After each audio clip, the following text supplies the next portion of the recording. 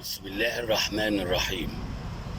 قبل ما ابدا الكلام بقول السلام، بقول تحيا مصر العظيمه، مصر ام الدنيا، مصر قد الدنيا. طبعا كل سنه وانتم طيبين. طبعا انا ما زلت بتكلم على آه، المخالفات المباني والعماير اللي وقعت والعمارة اللي مالت في بحري، واسكندرية كلها مخالفات، واسكندرية كلها عاوزة آه، إعادة تنظيم أو إعادة تأهيل تاني. وكنت زمان اتكلمت وقلت يا ريت يا ريت زي ما قلت بالفيديو اللي فات، يا ريت يبقى قرار رئيس جمهورية إن يعمل شرطة للتنفيذ قرارات الإزالة. يعني يكون في قرار رئيس جمهورية ان تتعمل شرطة عشان الازالات دي تخلص. يبقى شرطة ليهم، شرطة مخصوصة تنفذ موضوع الازالات. وانا قلت رجالنا القوات المسلحة كتير، ورجال الشرطة عندنا رجالتنا كتير، ورجالة الجيش كتير. في كل محافظة حتى لو يبقى 200 واحد او 300 واحد بظباطهم كده، ويطلعوا ينفذوا، وكله هيتقبل. لان المخالفة لو ما اتنفذتش زي ما شفنا كده بيحصل فيها ارواح، بيموتوا ناس، بيموتوا ناس كتير. لكن انا لما اتكلمت في الموضوع ده ياما، بقالي 2 أو 3 بتكلم في الحوار ده. ولما كنت بتكلم فيه من 2 كنت بنبه ان في كارثه هتحصل، ولسه في كارثه هتحصل. والكارثه بتبقى خلاص الدوله كده عندها علم ان ممكن تحصل كارثه في اي عماير من العماير المخالفه. وانا قلت احد المقاولين اللي ضحك على المهندس اللي كان لسه متخرج، المهندس الغلبان الصغير، عدمه طري واغراه بالفلوس وهو محبوس في السجن عشان في ارواح ماتت ياما. واخر الفيديو قلت انتظروني هقول لكم على واقعة صحيحة حصلت 2009 او 2010.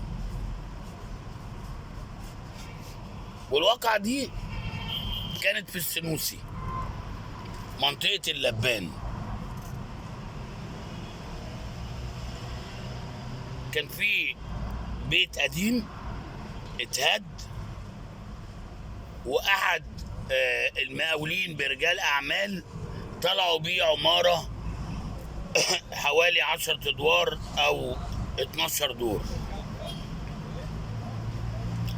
والناس دفعت وسكنت وزي الفل. السنة التانية لسه مبني. الواقع كانت حوالي في 2009 او اواخر 2009 اوائل 2010 كده يعني. والعمارة كانت بقالها بتاع 2 مبنية او ما كملتش 2، لسه جديدة، حديد جديد، اسمنت جديد، بلط جديد، كله جديد، كله جديد في جديد.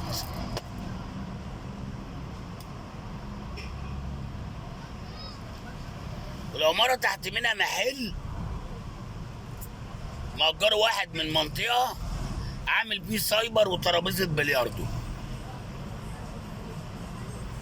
سايبر وترابيزة بلياردو.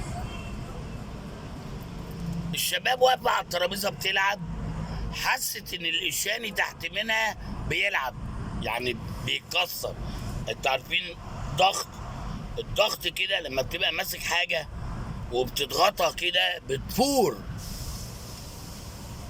لو جبت ازازه ميه فتحت الغطا وضغطت عليها بتفور.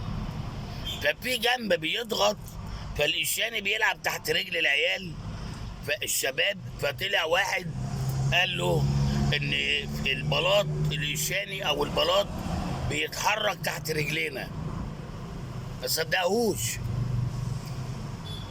قال له خش العب خش العب، انت ما نمتش كويس. ولما دخل شاب تاني طلع له قال له لا، الإشاني بيتكسر تحت مننا، العمارة دي فيها حاجة، لا الدكان ده فيه عفريت. لما قام وشاب عينيه وطلع بره لقى ان العمارة بدأت تميل على الجنب الشمال، يعني بدأت تفصل من الأساس من الجنب اليمين وتميل كده على الجنب الشمال. فحصل ضغط اليمة دي. قعد ينادي على السكان، وفعلا السكان نزلوا يجروا، وطبعا حسوا ان العمارة عمالة تروح وتيجي بتتهز. الناس كلها نزلت وبقت في الشارع، استقرت فترة، وكل واحد طلع جاب الحاجات الشخصية بتاعته، اللي جاب فلوس، اللي جاب الدهب، اللي جابوا سطروا نفسيهم الحريم، ووقفوا بعيد لحد ما جه الحي وشرطة النجدة وشرطة اسم اللبان، وعملوا كردون امني على العمارة. وجي احد المهندسين، استدعوا احد المهندسين بالحي عشان اوريكم الكارثة، عشان اوريكم الكارثة. قعد مهندسين الحي مش عارف بقى ده ايه معاه تخصصه ايه، قال لا ده هي العمليه كده ايه، لو ما استقرتش للصبح هنعمل لكم قرار ايه تترمم ايه، يبقى لها سنتين.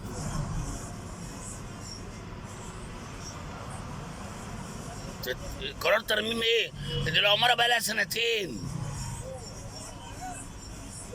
طلع النهار او على الفجر بدأت العمارة تنام، لأن كان جنب منها فاضي، حتة فاضية وبعدين شارع. العمارة خلي بالكم، يعني أنا عاوز أوصف لكم حاجة، أنا بس عاوز أوصف لكم العمارة اتحركت إزاي. يعني عاوز أقول لكم على حاجة أو أجيب حاجة. دي العمارة أهي، يعني خلينا كده، دي العمارة ده جاز طبعا، خلينا كده عشان ما يعملش عاكس. دي العمارة واقفة اهي، واقفة كده، الأرض اهي كده الأرض. العمدان اللي هنا، العمدان اللي هنا اللي قاعدة تحت بدأ يرسم من القاعدة، والعمارة عملت كده وبعدين عملت كده. خلي بالكم بقى، أنا بصور لكم دي العمارة لأن الواقعة دي كنت موجود فيها. الواقعة دي رحت اتفرجت عليها. العمارة مالت كده وقعدت فترة، خلي بالكم، وبعدين جت قدام شوية وبعدين راحت نازلة نازلة نازلة نازلة نازلة لما ايه استقرت كده. بس وهي نازلة خبطت بلكونة كانت فيها عيلة الله يرحمها، شابة صغيرة وتوفاها الله. وهنا العمارة استقرت كده على الأرض، خلي بالكم كده على الارض. وكانت النتيجه ان الشقق العماره سليمه، الشقق كده، يعني الدور الاولاني الثاني الثالث الرابع الخامس كده اترصت زي الدومينو، والبلكونات كلها كده قدامنا، والظباط وقالوا كل واحد يعرف يخش ياخد حاجه من حاجته. وفعلا الناس بقت تنط كده وتجيب حاجات ويناولوا بعض كده اهو. مين المهندس؟ عاوز اقول ايه؟ العماره نامت كده كده، فصل العمود اللي هو ده بالقعده، العمدان بقى اللي هي طول العماره كده فصلت، وبدات تميل ويفصل، تميل ويفصل لحد ما نامت كده على الارضيه، على ارض الشارع. ولكن اتوفت بنت كانت في اخر الشارع بعيد عن العماره خالص، والعماره استقرت على الارض كده والشقق كده. يا ساده،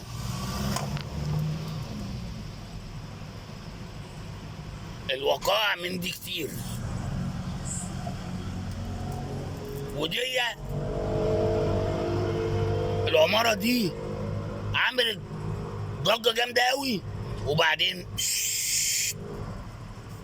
خليل حماده برضو هتعمل ضجه جامده وهتنزل على مفيش، وكأن ما حصلتش حاجه، واللي مات مات والله يرحمه، وعملوا له جنازه حطوه جوه ويلا ايه افحط تربه ارمي وخلاص، وكفى المؤمنين شر القتال يا جماعه، ونبداوا نعملوا مخالفات من اول وجديد، نعملوا مخالفات من اول وجديد. لكن انا بتكلم على ايه؟ هل هنفضلوا كده على طول؟ هل نفضلوا كده على طول؟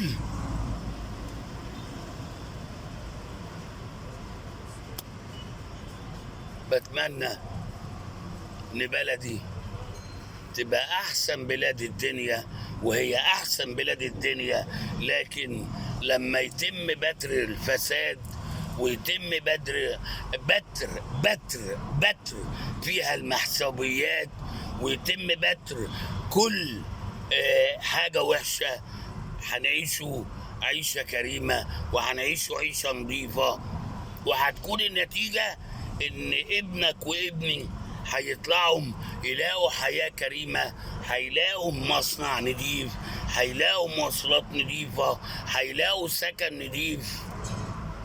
بتمنى دي، وببعت نداء للسيد رئيس الجمهورية عبد الفتاح السيسي ان يصدر قرار بتخصيص شرطة للتنفيذ، شرطة او جيش للتنفيذ، او شرطة وجيش الاتنين مع بعض يطلعوا ينفذوا القرارات دي، حتى نقلعوا بقى العباء اللي هو فوق ظهرنا.